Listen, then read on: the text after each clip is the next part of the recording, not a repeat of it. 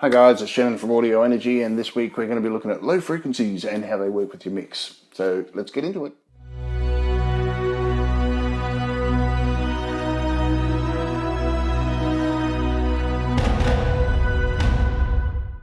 Hello, okay, so this week we're going to be looking at some information about low frequencies and how they work in your studio and everything like that. But before I get into it, last week I did a bit of a commercial. I put that up and showed you how some of it was working and things.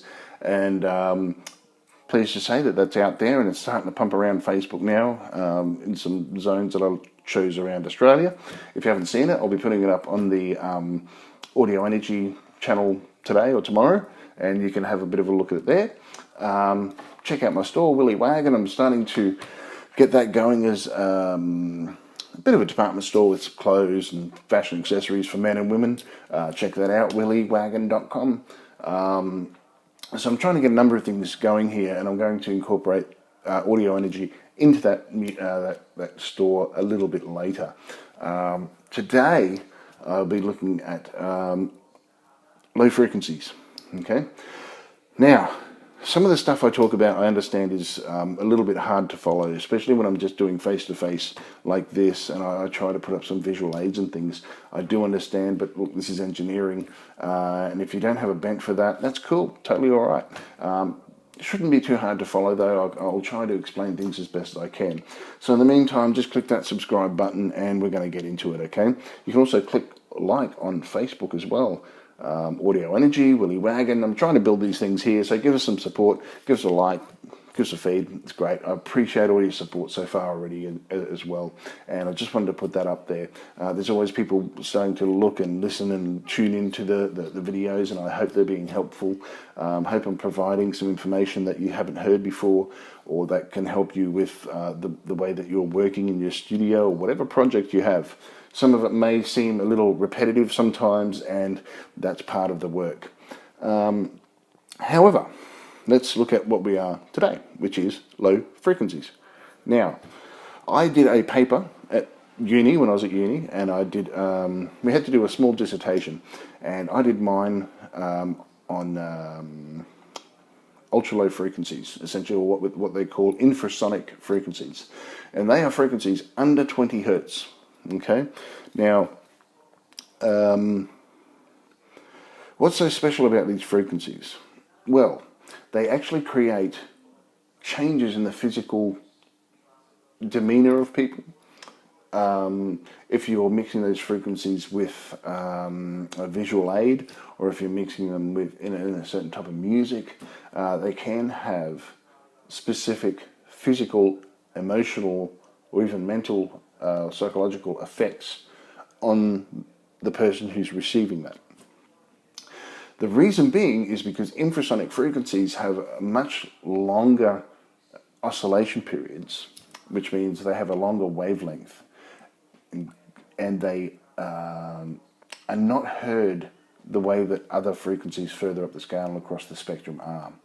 Now, humans have what they call a hearing contour, okay, and it's said to go from about 20 hertz to 20 kilohertz, okay. Now, humans can actually hear outside those ranges. Not all humans. I know that my own hearing in the higher frequencies, probably it starts to fade out around 14, 15, and that's actually very, very high. I know my son, who's 14, he can actually hear up about 18, 19 kilohertz. You can still hear up there, it's no problem. But I'm getting older, so my ears, I was standing next to drummers and things like that when I used to be in bands and having snare drums smashing next to me. My ears probably aren't as perceptive as my son's, but that happens. Now, when we need to understand the 20/20 listening spectrum that we're able to hear, this, you have to understand, is basically a guide that's been given from the industry to say this is where we are able to hear. Okay, now I faced a bit of opposition when I did my paper, because a lot of people kept saying to me, well, speakers are only designed to go to 20, as low as 20 hertz, sometimes 50 hertz, and they just can't do any more than that. And our ears, you'll never hear it anyway, rah, rah, rah. They seem to believe that there was this magical, imaginary cutoff line at 20 hertz that a speaker can't reproduce that intensity or that frequency anymore. Now, I wanted to test that, and I did, and I found that speakers can generate frequencies under 20 hertz, provided that there's enough sound pressure level being applied to that frequency. I mean, it's pretty much common sense. There is no magical line where things suddenly stop. The frequency I was working with was called the fear frequency, and that ranges sort of between 17 and 19 hertz. And there's a bit of history to that I'll explain shortly. However, in the meantime, I wanted to prove that general speakers can go below 20 hertz, and that I needed to prove that because my experiment didn't work. So I managed to achieve it. It wasn't a problem, and just needed a little bit of clever thinking. And I managed to produce that effect of less under 20 hertz with some things in Pro Tools and some other methodologies. Okay, now the point is, I did it. Much to some people's surprise, both in my faculty and a few other things, so I was pretty happy about that as well. So what was my experiment? Okay, my experiment was, I wanted to take, because I enjoy film, I wanted to see if low frequencies in that fear range could be applied to a film, specifically a horror film. Would that increase the viewer's emotional response? Because frequencies between 17 to 19 hertz have been known to cause people to become a little bit more emotionally excited, a little more emotionally afraid. It can trigger even things like mild sweating, higher levels of anxiety, and things like that. So my project was, I had one film, I played it twice. One film had the infrasonic frequencies embedded into the film. The other one didn't. It was just normal. And my research found that there was about a 20% difference in viewership who felt and had reactions of higher anxiety, higher emotional response and distress when they were watching that film with the embedded infrasonic frequency in that film. Whereas the people who didn't have it didn't feel the same. And I put this in a cinema environment through loudspeakers, and I ran it at probably, I think it was about 95 dB. So it was pretty loud, to get that specific response, and it worked. So what does this tell us? It basically means that when you're working with lower frequencies, and as you move down the lower end of the scale, as I said earlier, the oscillation of the scale of the frequency, it's wider, it's longer, I should say.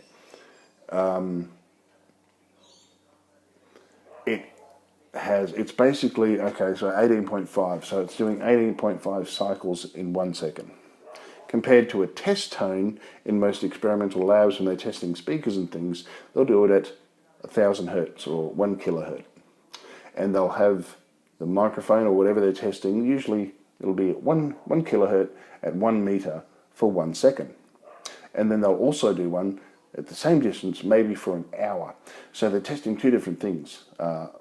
Impulse and basically RMS response, which is music played over a longer period of time and very short bursts as well. So I'm trying to keep this as simple as possible. So I found that in my research as well, infrasonic frequencies specifically required almost 25 times the amount of sound pressure level that the test tone at 1 kilohertz required.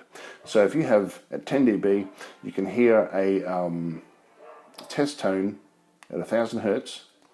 You would need 80 dB or an increase of 60 dB on that. I think it was 25 dB. I forget the numbers. It was a year and a half ago. There was quite a bit of a difference, and up to, I think it was 25 times difference, something like that. It was quite large, but I know it was around 70 dB. So there was a difference of about 60 dB between the test tone at 1000 hertz and my frequency at less than 20 hertz. Okay. So there was a massive difference in the amount of sound pressure it required to have these two different things at the same level. Okay.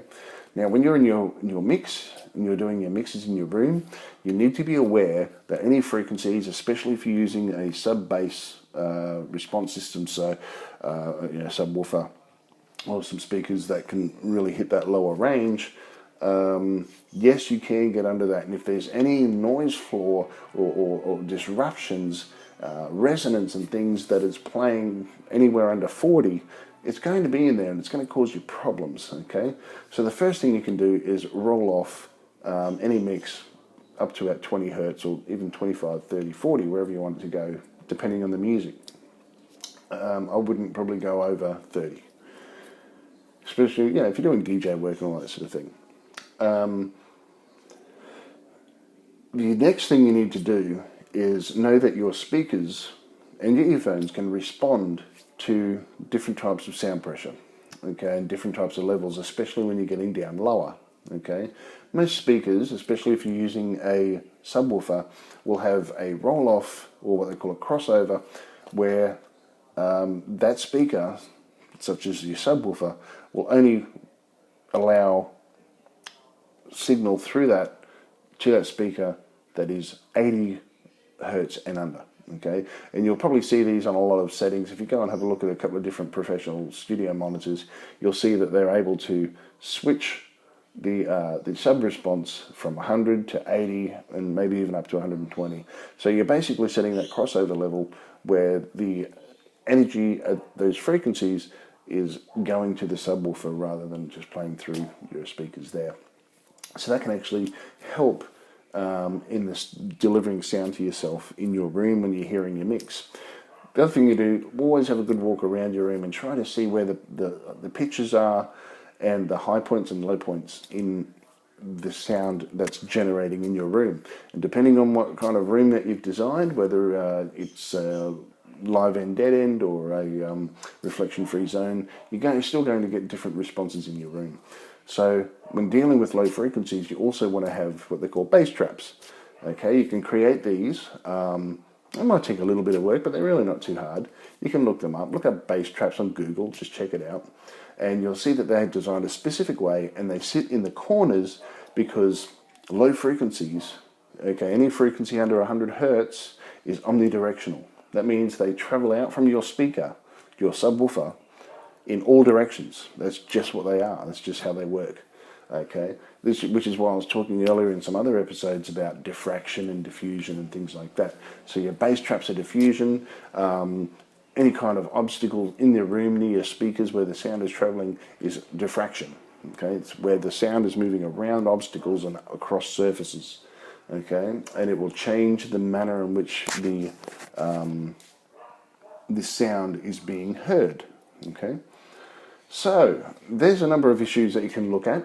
I think it's well worth considering how you work with low frequencies, especially when you're working with bass. You want to make sure that you get a good balance, and you will need to add that extra energy to your bass mixes. So, don't ever be afraid of adding, it's like, gee, I'm getting up to 6 dB, having to add this, so it balances off against the rest of the mix. Well, that's normal, that's to be expected, okay? And the further down, lower you go, the more dB you're going to need to make that bass a little bit louder. But learn to use your Q, which is how you tighten that. Q is where you're tightening the band of that specific frequency that you're working with. So if you found a really good punchy solid thick sound at around 65 hertz, use your Q to sort of really focus that in, and then use a roll off to cut out anything under that, because you really want to focus that. Then you can add dB to it, lift it up, and it'll really pump and charge inside your mix. And you can also balance that off with other frequencies higher up, okay? Because you'll probably find that other frequencies, especially much higher up the scale, over 1000 hertz, is going to be a lot louder to your ears, because that's our hearing contour. That's our listening contour. That's the way our ears perceive sounds within that spectrum, okay? So the further outside the spectrum, our ears just aren't going to be perceptive to it. Doesn't mean it's not there, just means that we're selective, and our ears are selective in the way that they perceive those tones. Anyway, that's getting on. Please subscribe to Audio Energy. Please subscribe to Willy Wagon. Have a look at that store as well. I'll put the new commercial that I did up for it the other day. I'll put that on Willy Wagon so you can have a bit of a look at it. It's circling around Facebook a little bit now, starting to, because I'm just putting it as a commercial. And to always stay tuned. I'm always doing different things and trying to keep things fresh. I try to get it in on time, which is usually a Thursday or Friday.